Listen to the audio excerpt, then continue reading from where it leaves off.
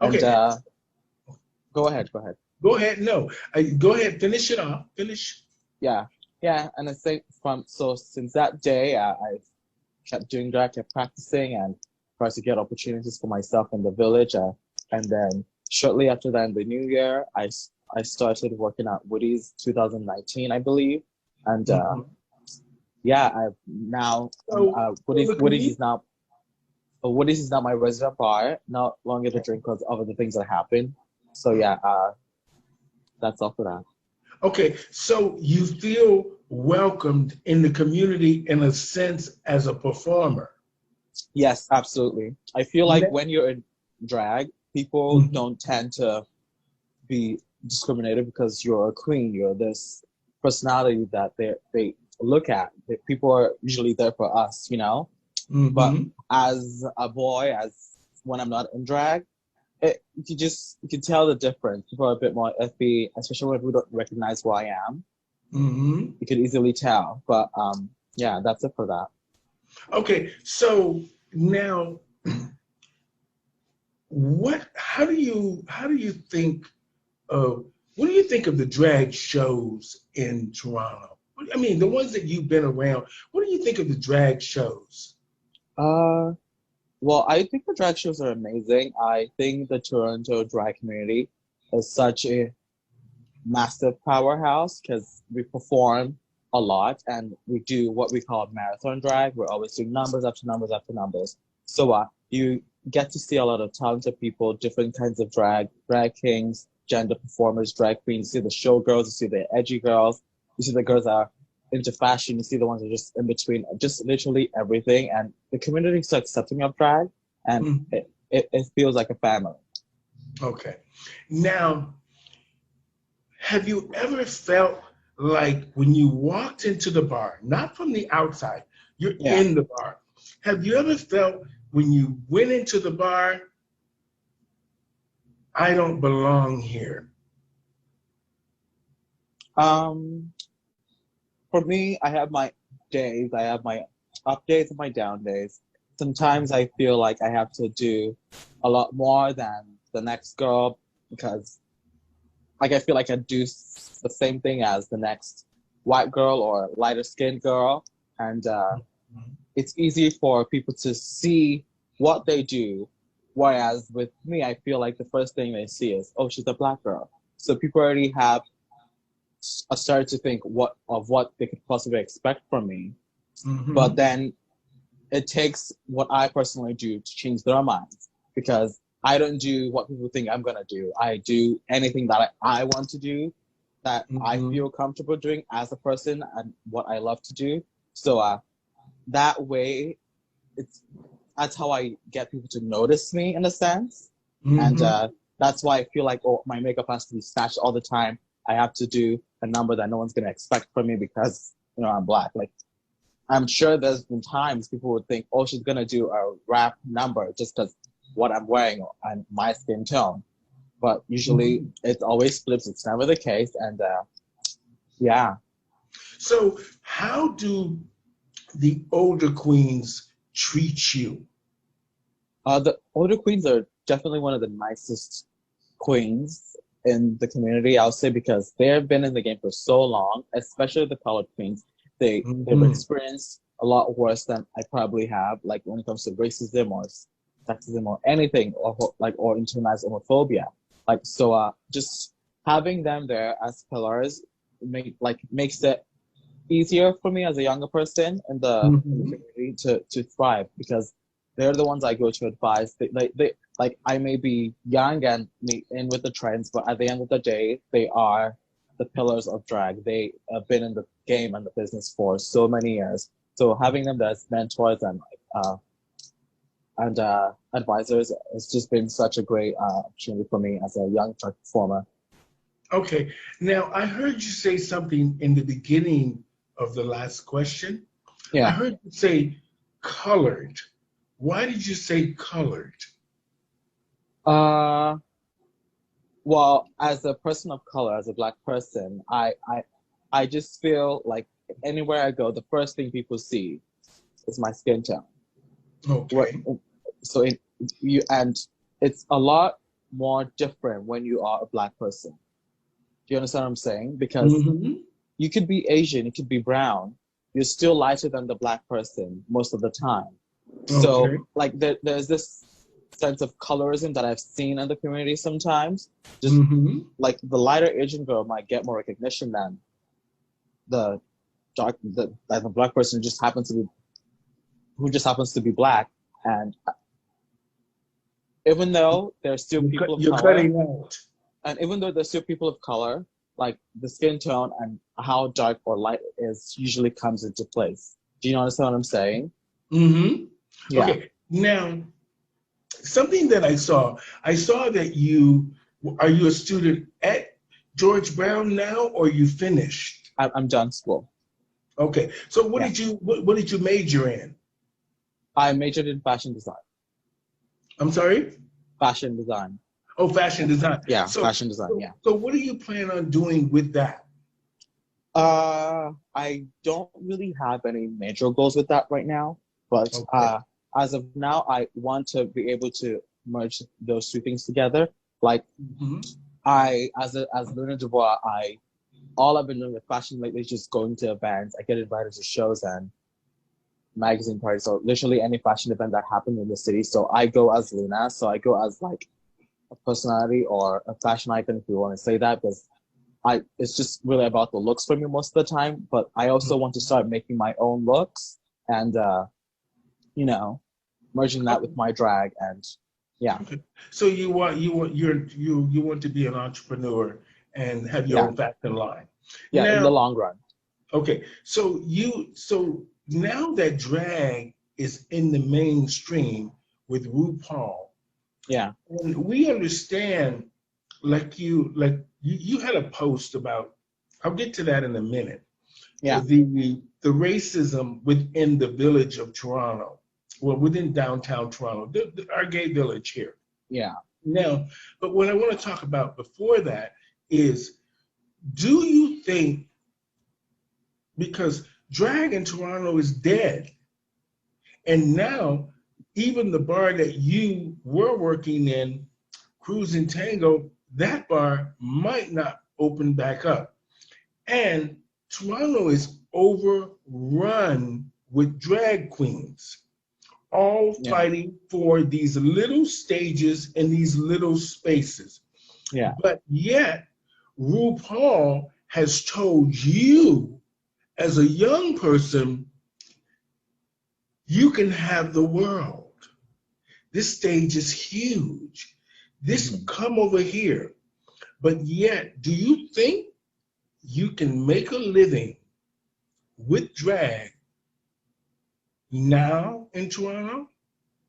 uh that's a very good question, also a very tough one. It honestly just comes down to the status of who you are as a queen and what opportunities you're able to get. Like if you are someone that's doing for a long time and you're popular, you probably could make a living off of drag. Now with the world right now, coronavirus, we're all not doing anything. I could not even answer that question. Like before the pandemic, I was only doing drag. I intended on getting another job for the summer to make ends meet, but that could not happen for obvious reasons. So now we're kind of just stuck at home and just doing online drag. And as far as having the world as a stage, if that opportunity ever comes, absolutely. Well, and now thankfully we have Canada's Drag Race, so maybe some of our girls will get on there and be recognized all over the world. Now, we hope that happens. But I've been Yes. in this community 31 years, Yeah. and I've seen it come and go. Mm. And now the reason I wanted to talk to you is because as a young person, I wanted to understand your experience of just being in the bars, how you fit in, how you feel about fitting in, how they treat you, and it's just the mere fact of your connection to Yeah. our community, which is a very important thing, is to be connected to your community, Yeah. whether it's for Absolutely. resources, opportunities, you know. the mere fact of your social life, the mere fact of just being who you are in our community where you can feel comfortable. Now, in the last 3 months, 4 months with the coronavirus, and now the protest. Now, did you take part in the protest? I couldn't for the first one because I was performing for a fundraiser for the Black Lives Matter movement. So I was still kind of doing something at that time, you know. So yeah, but I could not be at the protest. Okay. Now, where is the issue? How do you feel about the community in general? The downtown village, how do you feel about that in general? And do you mean in terms of racism or just culture, or? I just want you to just say, if Luna Dubois is walking down Church Street, how do you feel? It's different. Well, When I first came to Canada 30 years ago, and there yeah. was no Church Street. There was Isabella Street, Isabella and Young is Yeah. where we hung out. Now, when I was on Isabella and Young, I was young and everything was amazing, and I was so happy I fit in, and I was discovering myself. Now, you, Luna Dubois, is walking down Church Street, let's just say before the pandemic, because this is an aftermath of something that everybody's going through. But before that, how did you feel just going to the clubs and the village? I felt like safe in the community. I felt like I could walk anywhere, go anywhere, no matter how I look or how I'm dressed. Like it felt like a safe community. And I feel like Toronto as a whole is very accepting in terms of culture and sexuality and gender. But at the end of the day, there are still some clause here and there that need to be adjusted and fixed. But overall, it's a pretty great city. Okay, now that you say that, this is where I want to go to your post. Yeah. I saw the post about you felt that the community or the bars themselves are racist, maybe towards you or just towards what you observe. Now, can you explain that to me? So to be more specific, it was just about the drink and O'Grady's, and mainly not even the staff, just the owner. Like I said, if you saw my post, I said when I started drag, I started at the drink, and when I started performing there a lot for the open stages, I started getting gigs, and I started noticing that this man. Can you talk into the microphone? Oh yes, okay, yeah. So when I started performing at this bar, I started noticing that this man wanted me to perform there a lot. I was asking him to bring friends, would give me opportunities for shows and stuff, and I'd do all of that, bring a crowd, and it would always come down to either not getting paid early or being told, oh, you didn't bring enough people, you didn't pack the bar. And if you ask me, quite frankly, that's not my job as a queen. I will promote the show as much as I can, but if I bring people, I bring people. If your bar is not packed, that's not my fault. And that's one of the things that I started going further and further on. I started noticing I was trying to always control what I did, control what gigs I get, try to micromanage me. And I just started to see this superiority complex. I didn't like that. And I made sure that was known. And he was never happy with that. He always wanted to have control and be in control of everything. And I'm not built like that. I would never let like you're not my mom, you're not my dad. You can't have control over my life and whatever I'm doing with my life. So I didn't let that happen, and I started noticing it was a bit more hostile to me. I was pulling him to the corner and said, "Oh, you have an attitude. Oh, you need to smile all the time. You need to do this all the time." It was just like always on my neck. And when someone's always on your neck like that, you get frustrated. And then there was another instance where I don't know if you know the show, The Drink Twinks. There's about 3 or 4 of them. Yeah. So amazing show. Lovely. Love all of them. They're all my friends actually too. And at the beginning of the show, I was there as a guest for them. And so was my good sister, Virgo, who I actually live with. But we were there working. And after the show was done, he sat us down and he made me and Virgo sit on one side with the black girls and with the white girls sit on the other side. And we were like, why this segregation? Why do you need to separate us? And he was like, I need you guys to start a drinks wings. I want you to find another black girl so that it should be the white drink wings and the black drink wings. I was just like, and that is just so wrong on so many levels. It's not okay. You don't need to pin us against each other because our skin tone, our skin color. So yeah, we didn't let that happen. We just rolled our eyes in the moment. That was one. And well, I've been around the community, like I said, for a long time, and I understand that a lot of the people play nice because they want you to work for little of nothing, or they want you to work for free. And then, of course, they're going to always pull the race card out because that is just the easiest thing for them to do.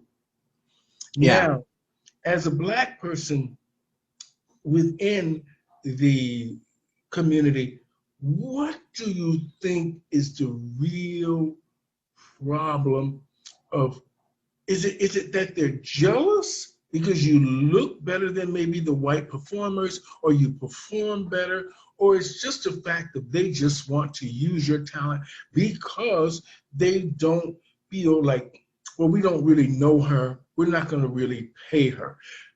How do you feel about just the fact of them inviting you to the bar, but then treating you like you said, you're black over here and you're white over here? Honestly, I can't read anyone's mind, so I can never put my finger on it. But once I can see the signs of like mistreatment and not like treating me equally, then I take a look at the room. I look at who's around me. I see how they're being treated. If I see that there's a huge difference, then and especially when it's coming from a white man who has power in the village, it's just so inevitable. And while working for this man, you're hearing complaints about him being transphobic, not wanting to hire AFAB queens. Just so many things that once you have a known knowledge of what this man is capable of, you just can't see past it. It's just very glaring and it's right in your face, and you can't even put your call it out, and get shunned. You know what I'm saying? I kept quiet, but yeah. So you think the community is racist? I don't think the community as a whole is racist. I feel like there definitely are some racists, amongst our friends or people that are in the community. But for the most part, I have been privileged to meet a lot of accepting people and people that are very diverse and not racist, and but there are some people that could either it could be your next friend, you just never know. But racism is not always in your face, it's always hidden sometimes. But thankfully for the things going on right now, everything's starting to come out, people are being exposed, and you can see people's true colors and what they're posting and what they're saying online. I don't think the whole community is racist. I feel like I've been given opportunities, but I do feel I do feel like people are even racist, but they don't even know they're being racist. So now that we're able to educate everyone and bring everything into light, I hope that people do change how they treat people of color, especially black people in the community. Go on. Now, why do you work for these places? I understand that sometimes you just have to prove yourself to sort of get your spot, or to make your way. I understand that. But you said that you've been doing this for 2 years now. Obviously, over the 2-year period, things have been building for you to see now that there is a real huge problem about you being a black person in our community. Now, why do you go back and do the shows there if you feel, I understand supporting your friends, but if a place you're not welcome and they discriminate against you, why do you go there? So for the drink and Arguedes, I actually don't work there anymore. I got banned there, so I don't go to these venues anymore. I only work at Woody's and Garage and sometimes Cruise, very rarely though. But I don't go to the Drink and Garage and not Garage and O'Grady's anymore. And Woody's and Garage are the places I work at, and I do other things other that are not in the village sometimes. And I actually started my own show in the East End in February before the pandemic. So I have other opportunities. I do some influencer work online, and yeah, and sometimes I So work now, as a makeup artist.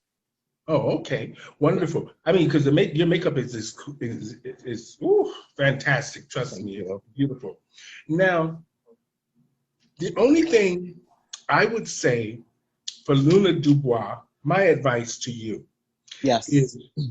looking the way you do, make that work for you. Don't make that work for them and Mm. make them rich and Luna is just Luna. You make sure if they're getting paid, you're getting paid. Absolutely. Don't give away your talent for free. Never. Yeah, Now, that's really good advice. with that being said, Yes. I know you're young and you're eager and Yeah. you want to impress and you want to be a part of it all. We all do. Yeah. But don't let people use you. Don't do that. You don't need to do that. Look at you. You're beautiful. You're Thank black you. and beautiful. Be Thank proud you. of that. I am so A proud of lot of it. people in the world can't say that. Honey, I'm black and I'm beautiful. I'm black and beautiful, girl. There you go. So, I feel bad that the community has treated you that way, but trust me, being black in this community, we felt it for years. If you don't do something they don't want you, that they don't like, they don't book you, they chastise you, they talk about you. But sometimes you just have to step up and brush them off and say, I'm not going to take your bullshit anymore. Yeah. Because you know what, Luna? You don't have to. Because you have an education and you want to be a fashion designer. If you see that they're discriminating against you in the community and treating you the wrong way, you put all your energy into the fashion designer of Luna Dubois. Yeah. You don't need those little pitlins and them little stages in our gay community. Yes, it's okay because you need a place to feel like you belong and socialize with other young people like yourself. But you are at an age now and you have a degree, use it to make the best of Luna. Drag at the end of the day is just a mask. It's just a mask. Make Luna Dubois and the degree you have work for you. Don't be worried about those gays and those people in the bars and the way the people treat you. If they treat you wrong, stay away from that. It took me a long time to understand that. It took me a long time and a lot of hurt to not go to the bars, to not hang around the queens. But once I did, I realized I'm not missing nothing. You'll realize that when you step out and you Yeah. start doing things for yourself to make yourself a better person. Focus on Luna Dubois, the designer. Nobody's coming to Cruise and Tango and discover you. You have the internet now. Let me tell you something. I said this earlier in one of my conversations, and she was shocked when I said it. The Yeah. Kardashians have no talent, none, and they're multi-millionaires. Yeah, that's So true. you think you did all that on your face. You thought about your costume, it's great. That is branding. That's your brand. Yeah. Working for you.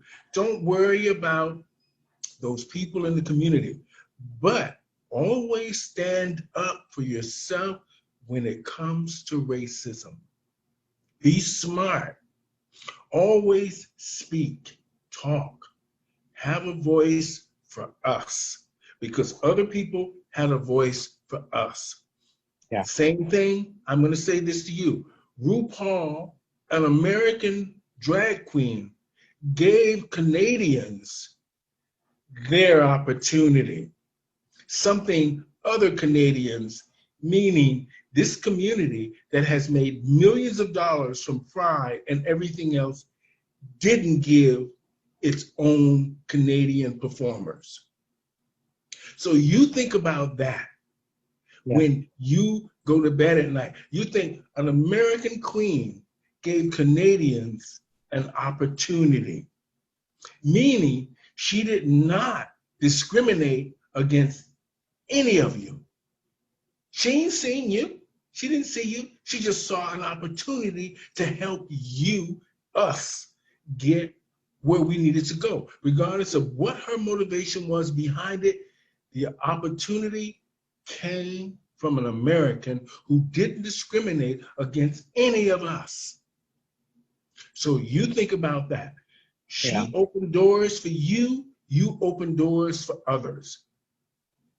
So in all fairness, I hope you're blessed and things will get better for you. And I hope that you can understand that sometimes not all people in the community are racist, but we understand that racism is alive and well in the LGBT pronoun two-spirited community in downtown Toronto. It's alive and well. And we as Black people, we have to confront this every day, all day. So make sure you're treated right, you get what you need, you're equal, and make sure you do not work for these people or any of them for free. Yeah, absolutely. No free shows. with that of me preaching,